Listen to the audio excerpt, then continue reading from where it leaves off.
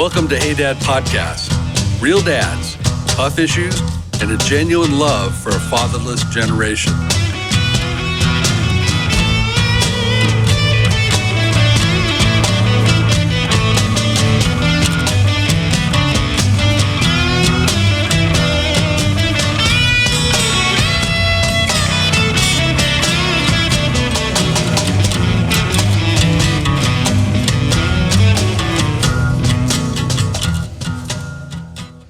Well, welcome everyone to an episode of Hey Dad Podcast. Thank you for joining us.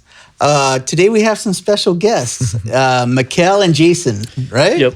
Right on. Okay, guys, first and foremost, we wanted to do an episode where we actually talk to young people, Gen Z generation, if you will, and just talk, and just, there's no really motives behind it. Just ask you guys questions about your generation, where you're at in life. Do you have any questions about our generation? The podcast. I have a question. What? Who are you? Oh, I always forget that. I'm Rick Rivera, and this with me is Chris Lawler, and our third part is Frank Lomeli, and he's on his way, so he'll probably join us for episode 2. Yeah. But so yeah, our podcast, the whole concept behind it was there's a fatherless generation, man. 50% of people your age and younger right now are in homes without fathers. Mm-hmm. And, you know, and we think that has a devastating effect on young men. Mm-hmm. And I could go into a million reasons why. But what we're hoping to do is just for someone to be able to listen and hear a father's opinion on something, whether you like it, not, reject it, it's all good, you know? And we give ourselves the freedom to mess up, say stupid things. Like, it's all okay because we want it to be authentic. Like, your dad's never going to say everything perfectly, you know. He'll say the wrong thing, and he'll you know, flub his way through life too. So we want to be open like that, and that's the heart of it. And we come from a Christian perspective. We're all Christians, and we just want to encourage your generation in every way possible. So that's where we're at, you know. So when Mark mentioned you guys had the podcast, I brought it up to him a while back. I said, and that'd be great if we could talk about some because we went over Gen Z, but it was 3 old dudes talking about Gen Z. So now, well, what is your podcast about? Yeah, I guess I'll explain it. It's basically like me and Jason. We basically, I don't know, bring like a bunch of different guests on. It started as like friends, you know, just like talking about like whatever nonsense, just trying to be goofy, funny, entertaining. Yeah. Mm-hmm. But I think more recently we've kind of like experimented with interviewing like, you know, like professors, for example, you know, and kind of talking about like serious stuff. Like, right. I think the last episode we talked about was like a lot of like modern dating, you know, what that's like. Yeah. So I feel like, I don't know, we kind of try to like be an entertaining, like comedy / informative sometimes podcast, you know? Yeah, well, you definitely win the contest for best dress. So. Yeah, down. Both of you guys are kind of eye candy. We're kind of eye donuts over here. Kind of slumped away. But what is the name of your podcast, and how does a person find it? Look us up on Google search bar, type in Raw Rejects for the first one that usually what is it again? pop up. Raw Rejects. Raw Rejects. Oh, yeah, Raw Rejects. Rejects. Raw Rejects. RAW space REJEC. In case you didn't know how to spell. Apostrophe S. Yeah. Raw I can never Rejects, take guys. anything for granted. That's what I need artificial intelligence for. Yeah. The spell check. I don't even know how to access artificial intelligence, but anyway. Yeah. So thanks for coming on our show. Of course. Yeah, Thanks thank for you having guys. us. Yeah. Who's your target audience for your show? Like who do you think you reach, or who are you trying to reach? Usually I would say more of a younger audience, I would say, than older. But I would say most of our humor is like, I would say very Gen Z. Gen Z humor. Yeah, I would say. Like memes and stuff? Zoomer humor. Not always. I mean, I don't know. Because I don't get memes at all, man. I'm sorry, guys. My memes. kids come up laughing. They're, look at this meme. I'm all, and I feel so lame. I want to get it, but I don't get it. Yeah, it'll be like laughing at like for hours of like a meme of just like it's like a horse and it says Juan underneath. Exactly. Yeah. It's hilarious. But I'm sorry, I can't explain it. It's like trying to explain a rainbow to a blind person. I don't know. Wow. Yeah, I'm just gonna leave a mark. yeah. Well, that's one way to look at it. Yeah. That's cool. So how's the experience been so far? Like, have you guys accomplished what you're wanting to accomplish? Or what, did you run across anything you didn't expect? I think it's a, for like the podcast, it's a slow road, honestly. Yeah. We're planning on to hopefully, you know, take it to the next level. That's what we're trying to do every time, right? Take it to the next level, take it to the next level. We started in Mikkel's garage, you know. Oh, that's and then awesome. we met Mark Yeah. and we came up with like come to agreement to, you know, record it here, and it was, Yeah. and it's been pretty well. Very That's well. awesome. Yeah. Well, it seems like your generation is communicating more than any other generation. Yeah. You know, ever since social media came around, you know, I'm going to date myself, but, you know, I remember what pagers used to be, right? They used to have one of those old pagers that would go off and you'd go to a payphone and you punch in the code, Yeah. you know, and then you would listen to your messages. And one time the pager wouldn't work. And so, but I had memorized the tone. So I'd call the phone, then I'd go, yee, woo, you know. You really did. And my messages would come out. But I mean, you know, you've lived, you're probably born into a world that's never not known the internet, never not known cell phones, Yeah. right? Never not known computers in your hands, right? And screens that you could access. It's just incredible. The last 100 years, I mean, going from horse and buggies to where we're at today. Yeah. Definitely. See, we were always out on the street. You had house phones. You didn't have anything else. And then like arcades, you know, you probably see them from old videos. Arcades were like the hub, and that's where you met. You know, so everyone went at the arcades, and then if sometimes your friends will be going to the arcade, you went to the liquor store. Then when you go into the arcade, they went to the liquor store, and you'd be missing each other all day. It was a really strange but fun time where you were just out exploring on the streets. Do you feel like you're really communicating so much? I mean, do you feel like you're saturated with communication? I mean, well, I would say that I think we did touch on this a little bit about like the modern dating, how I think I was like addressing how like this psychologist ran studies and basically 7% of like, you know, your communication is being like reached just merely through text, because like you have to hear like the tone of voice and also body language. Right. That accounts Yeah. for the majority of like, you know, like true communication. And if you're just texting someone, it's really hard to pick up on You're that. missing out on a lot. Yeah. Yeah. How funny, but see, I would take it further. I would say the personal, person to person, Yeah. what do they say? 70% of communication's nonverbal. And so Right. it's just by your body Yeah, motions. body language the and tone of subtleties. voice. Yeah, Yeah. exactly. So I that's where I think, actually the source of information we're coming at you guys today with is from the book So the Next Generation Will Know. Hopefully you get a close up on that. A plug right there. Yeah, it's a plug. No, I don't know who the guys who wrote it, but it is a very good book, and it talks about statistics on Gen Z, and they bring up some concerning things, you know. And so that's where I would really like to ask you guys, what are your thoughts on these? Do you think the author, really caught the Gen Z experience, or not? You know, and Define what Gen Z is. Okay, You know what the brackets are? from born Do in you guys know what it is? It's your, I believe it's 1997 to 2011, 2012. 2012, Yeah. right? Okay. Exactly. you guys are right there in that zone. I'm 2001. Yeah. 2001. Oh, cool. 2001 as well. Yes. Nice. 2001. I know. Dang, guys, come on. I wasn't even born when September 11th happened. Actually, No, yeah. that's the crazy thing. They were in 65. Thinking of 2001, Space Odyssey's coming out, right? So we're supposed to be in flying damn cars by now, you know? That's funny. Oh, I remember in 1999, everyone was freaking out the year 2000. 'Cause Y2K, everyone, yeah, Y2K. Everyone yeah. thought the computers were good. That's the one thing. I don't worry about all the hype about climate on all this stuff because, man, I lived through, the killer bees coming from South America. Jehovah's Witnesses said the earth is going to end. Another pastor said the earth was going to end. And Yeah. Y2K. And we grew up with the fear of nuclear war all the time. So you're Yeah. kind of like, I lived through plenty of apocalypse. I'm not afraid anymore. And it seems like there's always a new one coming. But let me take a step back. And again, guys, if this is too personal, man, just push back. And I don't want to cross any boundaries here. I do. Let's start with you, Mikkel.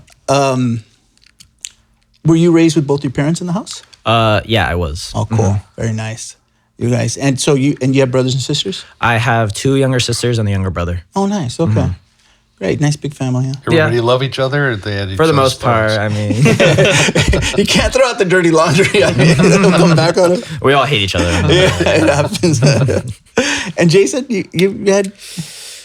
I grew my parents divorced in 2011, and I ended up moving down here from up north, from Oakland, and then I moved down here, and I've been living with my grandparents and my mother, and then my stepfather, which they married in 2014. Okay. But yeah, that's kind of my situation right now. So you have a mixed family with your grandparents all in the same place? Yeah, we live in a pretty big home. Okay. With my grandparents and my family. Nice. Like intermediate family. So younger brother, younger sister, and I do have an older brother, but he moved out. Okay. Yeah. Oh, good. Nice. So let me throw at you some of these things this book talks about. This book dives into Gen Z. It describes some of the attributes of Gen Z. It has some eye-opening conclusions that kind of blew me away because I have my kids. We have a young adult Bible study. I care about guys of your generation. I really do. And it kind of a lot of it saddened me, but it also gave me hope in a way. And then it offers some approaches and solutions to the challenges. How does it make you feel that an author even takes on your generation and tries to define you? I mean, I think like I'm like open to like, all like research, whatever like domain or like whatever like means, like someone's like, I guess willing to do that. I don't mind like someone, I guess like psychoanalyzing like our generation or anything like that. I think it's interesting, it could like help put a lot of things into perspective as well. So, I mean, I'm open to like, like going over like whatever the stats, whatever, looking into the research, all that. Well, the book said you'd be open to these. Just like Gen Z's very open, very open-minded, yeah. How about you, Jason? I would say, yeah. I mean, no problem with like, especially doing research, like Mikhail said. But I think if you're, it's like I think my problem. I do have a slight problem if you're trying to. It's kind of hard to understand a certain generation if you're not part of that generation. Like, it's like, how can I understand what you were going through? Yeah. Right. Like, say 60s or 70s or whatever, right? Right. It's like, how can you try to understand my, right? Right. If it's hard enough to try to understand the internet, so you can understand how to try to understand my life, and most of it is based around the internet. Right. Everyone's on their phones nowadays, so it'd be pretty difficult. But at the end of the day, everybody's an individual. Yeah. No matter, as soon as you define a group, then all the group rules apply. Oh, then you must like this. This must be the way you dress. And this, it's like, okay, somebody did the stats. That's great. But I'm an individual no matter what. Yeah. Yeah, definitely. You can only generalize so much. Yeah. Just to give you a snapshot, when Facebook came out, I refused to get on it. Said, dude, and you're on Facebook. Even that he says, I get on it. Like we get log on, in, we whatever. mount Facebook. I am mounting the Facebook now. And you're on Facebook. See, that's considered an old dude thing. I know it. I know it's a boomer thing now. Yeah. So I never even got on it. So, that's funny. So let me ask you this before we even jump on these. What are some of your observations, the difference between your generation and ours? So I would say that Generation Z is, I would say, like a lot more independent than like a lot of other generations. Like they're willing to access information, like with like a few like whatever like swipes and clicks, and they're used to learning a lot of things on their own, and they're a lot more comfortable working on things like alone versus like previous generations, who may be like more willing to work like in projects with other groups. Generation Z is a very competitive generation, and they like really like value individuality. Gen Z is probably, I would say, like very fiscally conservative in the sense that they're very entrepreneurial, whatever, I don't know what the word is, but yeah. That's right. And so they're like very they're getting into the workforce. They're investing already, whether it be whatever the stock or crypto. That's like whatever, another thing. Crypto's not really investing, but go ahead. I mean, they're doing it, and but yeah, taking chances and getting out there. So I mean, I don't know, and a lot of them like they'll look to, I guess, like things like YouTube. I know like YouTube today is like whatever, like looking at like whatever the movie stars of back then for you guys, Yeah. So like when you guys, I guess, look to like those movie stars, and would say like, I want to be that, or looked at like those sports stars and be like, I want to be like that. For us, we kind of see like, it seems like we're seeing like those YouTubers as like, we want to be like that, Oh, interesting. Right. Yeah. Mm-hmm. Interesting. And it's wide open to do that. Yeah. Where you used to look at it at, movie stars and athletes, like, I may want to be that way, but I can never travel that path that they had to travel. But here, you're in a generation where you look at an influencer and you say, I'm only 2, 3, 4 clicks away from Yeah. Yeah, being you that just guy. need the effort. That's all you need. Yeah. To do. Yeah. And look what you're doing. You start your own, Yeah. your own podcast. You're out there. And you put 10 years of experience under your belt. Yeah. Who knows where you're going to be? Exactly. That's awesome. I might be totally sucking up to you for. Well, one day we're going to be totally dependent on That's right. I want you guys to have very good jobs because Yeah. I plan on living a long time. Somebody's got to pay my Social Security check. So, any thoughts? Here's a question I really would like to ask. What do you guys right now think of like our generation? Like, Do you hate us? like, is there anything that you say that quantifies us? Like, oh, they're tightwads or whatever, you know? I don't know. That's a good question. I mean, not really. Like, I don't think. Yeah, I don't think we see it. I would say our generation sees older people in a bad light or anything like that, or see them as like. I think there is a little bit of a disconnect with especially it's all going to come back to honestly just technology. Honestly, almost everything, right? It's the I would say my biggest thing with the age difference is it's always going to come back to technology, but the main thing is like how would I put this? Okay. So like I'm trying to figure out like the best way to put in this. But, Oh, dude, say it honestly. It's all right. You Yeah, can't I don't offend us. know. Trust me, it's impossible to offend us. We're separate but equal, okay? Yeah. Separate but no, equal. it's not like it's kind of more of a disconnect than anything of just like it's trying to understand the other person's other person's struggles that they've gone through, right? Right. It's like because you may see your generation may see us as like okay, like they have to go through like it's so soft, right? It's so weak, or it's like they can just look up information within seconds versus we, had to find a thesaurus or like dictionary. We had to go to or the library. Or you just don't, you just didn't know. Decimal system, right? So it's like the thing is, it's like with technology, we have a lot of different struggles. Yeah. Struggles that maybe you don't understand, right? The same way that we don't understand that your struggles. Right. So that's kind of where the only, I would say, big like disconnect would be. Well, the at this time of life, every generation that comes along lives a very different kind of life than just the generation right before. When you roll the calendar back, 150 years, everybody that lived, every generation was living pretty much the same life that the one that came before. They're all got horse and buggies. They're all, working on farms or working in the mill. And that went all the way back into thousands of years where life was kind of the same for everybody. Yeah. You changed costumes a little bit here and there.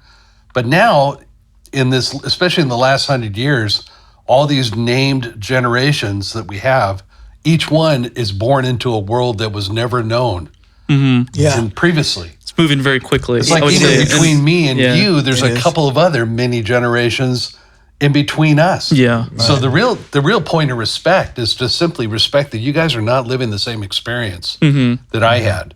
So where the old man stance would always say, well, back in my day, my experience tells me that you should do this and that. Thanks, Grandpa, but you're not living Yeah, the exactly. experience Yeah. of life that I'm living now. It's a whole nother way of life, honestly. Yeah, I so feel like. we have to kind of give you space and give you respect that you're really forging out a frontier. Yeah. Yeah, that's true. This is all new ground, really, guys, because it's different. Like, even as we go over some of these issues, you'll see the contrast, Well, let's start with the first one. Gen Z is the first generation to have no memory of 9/11. What do you guys think of when they talk about 9/11? Yeah. I would say like it's a very like horrific and tragic event, and I like everything that like I've whatever read or seen about it. Like everyone thought that the nation was like literally under attack. Right. People did not know what was happening. And I was born like 9 days after 9/11. Interesting. So, even if I was born before, I don't think I had any memory of it, regardless. But from what I've seen, it's like it really took the nation by storm. Right. And, it's something that I guess, me, Jason, won't ever like completely understand for those who saw that televised in real time. But I think that's probably like, like the same way that you guys can't really maybe understand when the bombing of Pearl Harbor, for example. Exactly. My grandparents Mm-hmm. would talk about Pearl Harbor, and there was a disconnect for me. I understood, I messed up, but Mm-hmm. that emotion wasn't there. Right. You know? Yeah. Well, flipping around and look forward, when I look into some of the struggles that your generation is dealing with that I'm so disconnected from, like managing your online equity, who you are on social media to everybody, and managing how they see you, trying to interact with people, trying to have friendships without the betrayal, being immersed in a place where people feel free to say anything that they would never feel free if it was face to face. That's a world that we're just removed from. Because we just didn't. I'm not going to do that. I'm going to go out, talk to my friend, have a beer. Especially the bullying. Someone could say the ugliest, nastiest thing to you, and they hide. And to me, it's such a coward thing. I'm like this way. You say what you want, but say it in my face, and then now we can deal with it. And man, that frustration of they get nasty. I mean, no, but you guys have to deal with that. We never had to deal with that. Yeah, because it's the bullying now is not like how it used. I would say typically how it used to be. Where it's like some big guy at school. And now it's kind of more like, oh, it's this guy that's talking a lot of trash online. Some anime profile pic. Yeah, but you can't find him though. Like you can't call him out because he's hiding behind something. You know what I mean? Yeah, and it's not like the typical like tough guy bully. It'd be like the most like feminine, person is pink on their profile, but they're like. They love to talk trash and bully you just for being like, I don't know, like a generic person. Really random, I don't know, like backwards, I would say, than what it used to be. Well, when like. somebody is coming after you that way, the classic bully, it's physical threat. They're coming there saying, I'm going to beat you up. You don't give me your lunch money, back in the day, way back in the day. What is it now? What's the threat when a bully is online with you? Yeah. How do they hurt you? It's not really like it's not anymore like I would say a physical threat, stuff like that. Usually, it's kind of more like they'll post things. I would say post things about you, or they'll post you on like a story or something like that, and then everyone else sees that. It's like putting I don't know. It's like putting something embarrassing on a big poster board that everyone can see. I would slandering you and libeling you. Pretty much. Does that bother you? I mean, if you had a town hall, right, with all your friends that would walk by, and there's a big thing, something about you, and everyone came by and looked at it and pointed at it, I think you would be a little bit upset, Well, we did that episode. What's it called? MGTOW? The Men Go Their Own Way movement. Man, dude, people came at us hard over that one. Like that's like their holy religion, and they were calling us simps. Is that what it was, Mark? I never even heard that term before that. Men go their way. Is this like that? I guess the Andrew red Tate pill, guy, the red pill like community kind of. What's the one that says like women aren't worth investing in? It's like sleep with like 50 women by the time you're 30. Yeah, don't commit. You don't get married. The manosphere, I think that's what is that what it's called? Yeah, a lot of, Boy, but people really came at us, and it doesn't bother me at all, honestly. Even YouTube blocks some of the comments. Oh, take a break. Frankston. Okay. What do you want to do? Should we just shoehorn him in here? Have him wait another 15 minutes? Why don't you just let us finish this one little thing, and then we'll pop Frank in? Yeah. How's that? I'm going to let him in. Okay, so we could go on? Yeah, keep going. All right. Okay, yeah, so it's that whole movement. And so, boy, the YouTube even blocked like a bunch of the comments. I guess they must have dropped some F-bombs, who knows, that I couldn't even read, but I wanted to read it because it doesn't affect me. I kind of got a kick out of it, to be honest with you. I was like, dang, you guys really? I mean, but that is different. Well, we're amused by it, but how do you guys receive stuff like that? Do you feel the pressure? I don't think comments depends. I would say depends on the person, obviously, but I don't think comments really affect us. I remember I got one comment I think on TikTok where it's like I was talking about crumble cookie. You know about that? Like crumble cookie is like a cookie bakery. It's like a bakery, baking place here in La Habra. Yeah. Okay. And what's it called? I was talking about it, and I told him I was like, I didn't really like. I was like really angry how much I disliked it. I really hated it.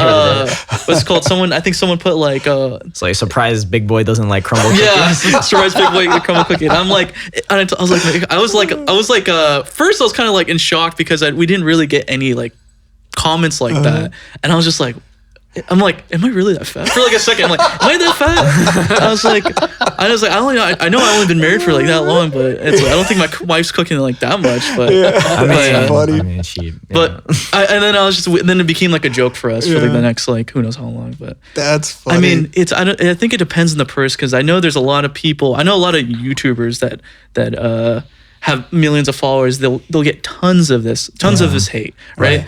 I think it's different versus you get like 10 people, 20 people. Sure. Versus well, the more thousands. successful your show, and the higher your profile goes, then you become a greater and greater target. Mm-hmm. Yeah. You know, So when you start seeing thousands of people showing their display, you start to think, maybe I am doing something wrong. Maybe I am that thing, because it's such a large quantity of people. But the thing is, we know that a lot of times when people comment, they're not really using most of their brain. They're not. They're taking a second out of their day to type a comment and boom. Versus you're thinking, oh wow, they really put like a lot of this time and effort, and they're really thinking about me, about how much they they're showing their display, how much they dislike me. But it's just a second thing. Versus it's see, like even that displays a a certain savoir faire in your competency in managing this digital world that you guys are born into. Where that would kind of miss us. We was like, he doesn't like me? Hurt my feelings. And I have nowhere to go with that. I want to go suck my thumb for a while. But, when you you got the skills and you kind of know what context to put that in, and how easy it is to take those little pot shots. Once you start to break it down, like especially because like I'm pretty sure like most of us, or I would say most of people, would say my generation has left I would say not the greatest of comment, but even if it's just like criticizing or whatever, and a lot of times you don't really know what they're trying to like. What emotion they're really displaying. Are they criticizing you, or are they just doing a hate comment, or are they just like, because you don't know really. You're not getting that anyway of like what we were talking about earlier. The facial expressions, the body expression. You're just getting a little comment that's sitting there, right? Versus like I would say there's put in two different examples, right? If I just came up and said something really quick, like an insult, right, and just walked away, versus someone left a comment and it's just sitting there, and it's sitting there on like almost like a stain on your YouTube. I think it's different, right? Because it's something it's something you can just read over and over and over and over again, versus like someone just came up and just like, okay, says an insult, walks away, and you forget about it. Right. Yeah. And so it's different. It's permanent. It's usually permanent unless you remove it yourself. Or they do. They do. See, but here's the difference. Like in our generation, someone would say, oh, so-and-so said this about you. I could judge the person taking a shot at me. Like one is, oh shoot, I better watch out, he's gonna smash me. Or two, oh, that little weasel, you better not run across him. Like you can judge where the comment's coming from, but in this world, you don't know where it's coming from. It could be coming from a crazy dude. It could be coming from a little. In fact, really, is kind of the only thing you need to monitor is, does this have the ability to damage what I'm doing online? Can it damage your podcast? Yeah. Damage your reputation or something like that, It's interesting. Let me just, we actually started on the subject of 9/11. Boy, did we run down a rabbit hole on that one. But the one thing I would like to say to Gen Z is that the one thing about 9/11 is we were very naive. It caught us off guard. Like, wait a minute, these Muslim people hate us? Like we were ignorant to that. And we were shocked. Like, why would they? They killed a few thousand, 4,000, but they were trying to kill 50,000. And that thought was like, it was scary to us because it was like, I didn't know you guys hated us that bad. And then I know, we're America, man. We're America. Doesn't everyone love us? Everybody wants to come in. The tide is always coming in at the border. It's never going out.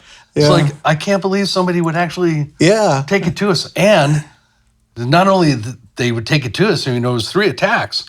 We're thinking those are the 3 we know about. Yeah. What we don't know is what's coming next week. And the week after that. Or no, even the day of. And suddenly you look around and you see, oh my God, we are so freaking vulnerable everywhere. Yeah. Somebody could poison the water supply. They could blow electricity. And, if they're really well organized, thank God they weren't as well organized as we were afraid of. Right. But it did change the world anyway. I mean, now not only you weren't born for 9/11, but you were born into a world. They had no freedom at the airport. Yeah. All those old movies you see where somebody's running to catch the girl before she gets on the plane. You can't do that. And they hug and embrace. You 100%. can't even get past the security guard. You have to buy your ticket first. Exactly. That's true. Well, guys, before we go on to the next thing, I'd like to bring in Frank Lomelli, who's our third part of our crew here. Yeah, let's install him and then we'll pick up as soon as he's in play. Yeah, gonna play.